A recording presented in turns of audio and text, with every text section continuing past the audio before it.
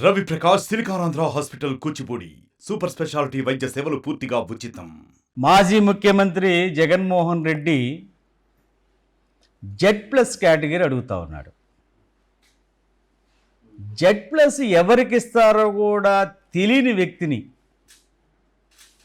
ముఖ్యమంత్రిగా ఎన్నుకోవడం అనేది ప్రజలు ఇప్పుడు ఇట్లాంటి అమాయకుణ్ణి, ఇట్లాంటి పనికిమాలినోడిని ఎందుకు ఎన్నుకున్నామని బాధపడేటువంటి పరిస్థితి ఉంది. Z+ అడగటం అంటే జగన్మోహన్ రెడ్డి పిచ్చి పరాకాష్ఠకి వెళ్ళిపోయింది. Z+ ఎవరికి ఇస్తారు? ముఖ్యమంత్రికి ఏ కేటగిరీ ఉంటుంది, ప్రతిపక్ష నాయకుడికి ఏ కేటగిరీ ఉంది, Z+ ఏ పరిస్థితుల్లో ఇస్తారో తెలుసుకుని మాట్లాడు జగన్ రెడ్డి. Z+ అనేది కేంద్ర ప్రభుత్వం ఇచ్చేటువంటి సెక్యూరిటీ.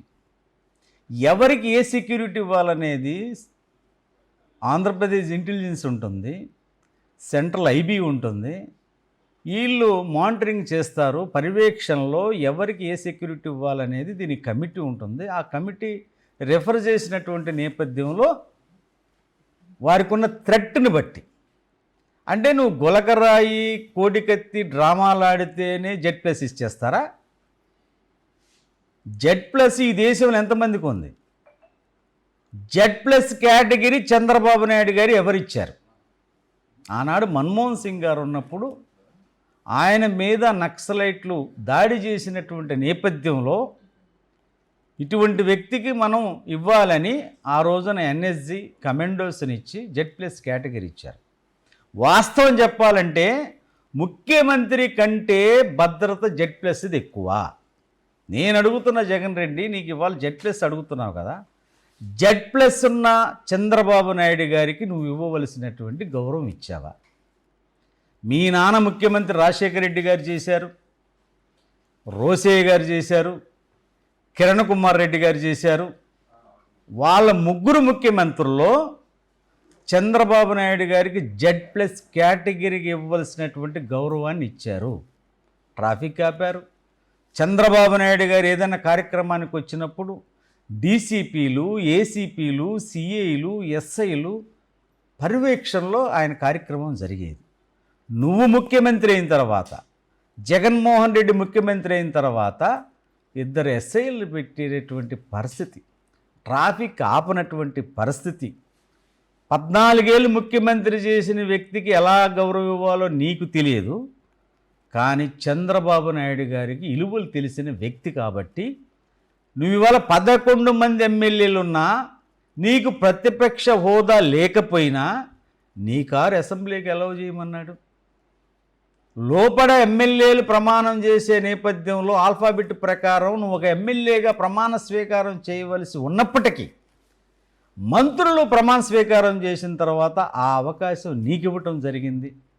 ఈరోజు అసలు నువ్వు ఒక ప్రతిపక్ష నాయకుడివి కాదు, నీకేమి థ్రెట్ లేదు. ఒకవేళ థ్రెట్ ఉంటే నీ పార్టీ వాళ్ళతో నీకు థ్రెట్ ఉంటుందేమో, కానీ ఈ ప్రజాస్వామ్యంలో ప్రజలు నిన్ను తిరస్కరించారు. నువ్వు గమనించవలసింది ఏంటంటే, తెలుగుదేశం పార్టీకి నువ్వు మాకేమి శత్రువు కాదు, రాజకీయ ప్రత్యర్థివి మాత్రమే.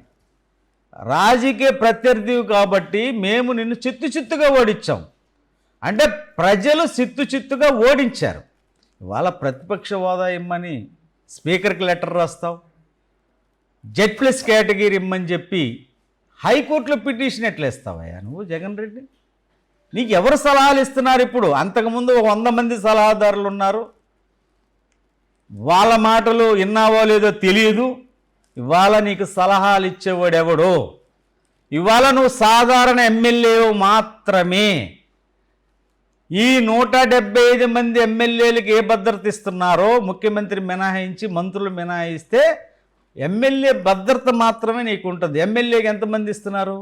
1+1 లేదా 2+2, మహా అయితే 4+4 ఇస్తారు. కానీ నీకు 58 మందిని సెక్యూరిటీ ఇచ్చింది ఈ ప్రభుత్వం. నీ సెక్యూరిటీ కాదు, ఈ రాష్ట్రంలో ప్రతి పౌరుడి సెక్యూరిటీ చూసుకోవాల్సిన బాధ్యత ఈ ప్రభుత్వానికి.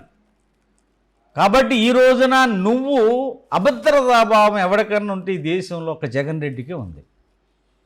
ఎవడన్నా ఇంటికి 40 అడుగుల కంచేసుకుంటారా? ఎవడన్నా 2 కిలోమీటర్లు ప్రజలు రానివ్వకుండా బారికేడ్స్ పెడతారా? నువ్వు పెట్టుకున్నావు. నువ్వు వంతెన పైన వెళ్తుంటే కింద ట్రాఫిక్ ఆపేటువంటి పద్ధతి తీసుకొచ్చావు. హెలికాప్టర్లు వెళ్తుంటే కింద ట్రాఫిక్ ఆపే పద్ధతి తీసుకొచ్చావు. ముఖ్యమంత్రి ప్రజల మధ్యకి రావాల్సి ఉంటే పరదాలు కట్టే పరిస్థితికి తీసుకొచ్చావు. నీకెందుకు అంత అభద్రతా భావం? నీకెందుకు అంత భయం? అంటే నీ ప్రాణం మీద నీకు అంత తీపి ఉంది, ప్రజల ప్రాణమానాలతో నీకు సంబంధం లేదు. నీ ఎమ్మెల్సీ ఒక దళిత బిడ్డ గొంతు కోసి డోర్ డెలివరీ చేసినప్పుడు నువ్వేం స్పందించలేదే.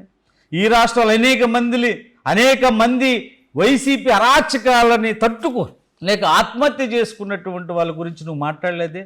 సుబ్బయ్య అనేటువంటి వ్యక్తిని జగన్మోహన్ రెడ్డి జిందాబాద్ అని గొంతు మీద కత్తి పెట్టినప్పుడు నువ్వేం స్పందించలేదే. మరి రైలు పట్టాల మీద ఆత్మహత్య చేసుకున్నప్పుడు కుటుంబంతో కనీసం వెళ్ళి నువ్వు ఆ కుటుంబాన్ని పరామర్శించలేదే. ఇవాళ నువ్వు ప్రజాస్వామ్యం గురించి, విలువల గురించి, భద్రత గురించి మాట్లాడే హక్కు, నైతిక హక్కు నీకు లేదు. ఈ రోజున తెలుగుదేశం పార్టీ నారా చంద్రబాబు గారి నాయకత్వంలో ఈనాడు బాబాసాహెబ్ అంబేద్కర్ రాజ్యాంగం నడుస్తున్నది. రాజ్యాంగం ప్రకారం ఎవరికి పౌరుడికి ఏ గౌరవం ఇవ్వాలో ఆ గౌరవం ఇచ్చే నైజం కలిగినటువంటి నాయకుడు చంద్రబాబు నాయుడు గారు. ఈ రోజున అసెంబ్లీలో కూడా నీలాగా ఎకిల్ నవ్వడు, నీలాగా ఎమ్మెల్యేలను రెచ్చగొట్టడు. ఒకటే చెప్పారు ఆయన, ఎవరైనా సరే అన్పార్లమెంటరీ వర్డ్స్ వాడటానికి వీల్లేదు. మనకు ప్రజలు అవకాశం ఇచ్చింది ప్రజలకు సేవ చేయటానికి. ఈ రాష్ట్రాన్ని అప్పులు పాలు చేసిన జగన్ రెడ్డి నుంచి విముక్తి కల్పించి మనకు అప్పచెప్పారంటే ఈ రాష్ట్రాన్ని అన్ని రంగాల్లో ముందుకు తీసుకెళ్ళటానికి. నీకు మాట్లాడే అర్హత లేదు. ఇవాళ అమరావతి కోసం 33,000 ఎకరాలు ఇస్తే అమరావతిని అడవి చేసిన పెద్ద మనిషివి నువ్వు. నేను అడుగుతున్నా, నీ పాలనలో అరాచకాలు పరాకాష్ఠకి వెళ్ళిపోయినాయి.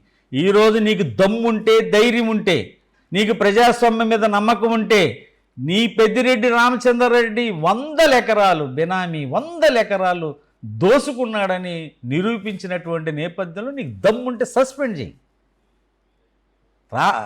పెద్దిరెడ్డి రామచంద్రారెడ్డిని నువ్వు సస్పెండ్ చేయి. నీ పార్టీలో ఉన్నటువంటి అరాచకవాదుల్ని నువ్వు తప్పించగలుగు. ఇంకా వాళ్ళ వంత పాడేటువంటి పరిస్థితి. ఇవాళ తెలుగుదేశం పార్టీ ఎవ్వరి మీద దాడులు జరగటం లేదు. కానీ ఇవాళ తెలుగుదేశం పార్టీ మమ్మల్ని ఏదో చేసేస్తుందని చెప్పేసే విధంగా నువ్వు మాట్లాడటం అంటే ప్రజలన్నీ గమనిస్తున్నారు. చంద్రబాబు నాయుడు గారు లా అండ్ ఆర్డర్ విషయంలో శాంతి భద్రతల విఘాతం ఎవ్వడు కలిగించినా ఉపేక్షించేది లేదు. ఆయన మొట్టమొదటి నుంచి ముఖ్యమంత్రి అయిన డే 1 నుంచి శాంతి భద్రతలు రాష్ట్రంలో సరైన పద్ధతుల్లో ఉంటేనే మనకు పెట్టుబడులు వస్తాయి, మన రాష్ట్రం అభివృద్ధి చెందుద్ది అనేటువంటి ఆకాంక్ష ఆలోచన కలిగినటువంటి వ్యక్తి నాయకత్వం ఇవాళ ఆంధ్రప్రదేశ్ ఉంది. కాబట్టి నువ్వేం బాధపడాల్సిన పని లేదు, నువ్వు ఇబ్బంది పడాల్సిన పని లేదు.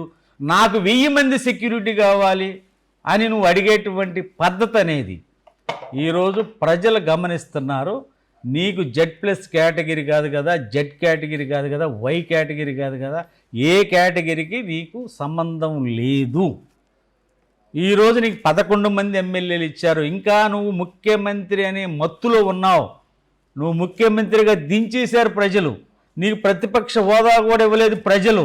ఇవాళ నువ్వెక్కడ తప్పులు చేశావో నువ్వు ఆత్మ పరిశీలన చేసుకుంటే నువ్వు కొంతమేరైనా ప్రజానాయకుడిగా గుర్తింపు వస్తుంది తప్ప ఈ రకమైనటువంటి భద్రత కోసం ఆగం చేయటం, నాకేదో థ్రెట్ ఉందని, నీకు థ్రెట్ ఉందా లేదా అనేది ఎవడు నిరూపిస్తారు? వాళ్ళు నివేదికలు ప్రభుత్వానికి ఇస్తారు, కేంద్ర ప్రభుత్వానికి ఇస్తారు, రాష్ట్ర ప్రభుత్వానికి ఇస్తారు. దాన్ని బట్టి రాష్ట్ర ప్రభుత్వాలు కేంద్ర ప్రభుత్వాలు తగు చర్యలు తీసుకుంటారన్న విషయం గుర్తించి మాట్లాడితే మర్యాదగా ఉంటుందని జగన్మోహన్ రెడ్డి గారికి మనవి చేస్తా ఉన్నాం. మరిన్ని వీడియోస్ కోసం ఛానల్ ని సబ్స్క్రైబ్ చేయండి, లేటెస్ట్ అప్డేట్స్ కోసం వాట్సాప్ ఛానల్ ని ఫాలో చేయండి అండ్ లింక్ డిస్క్రిప్షన్ లో ఉంది.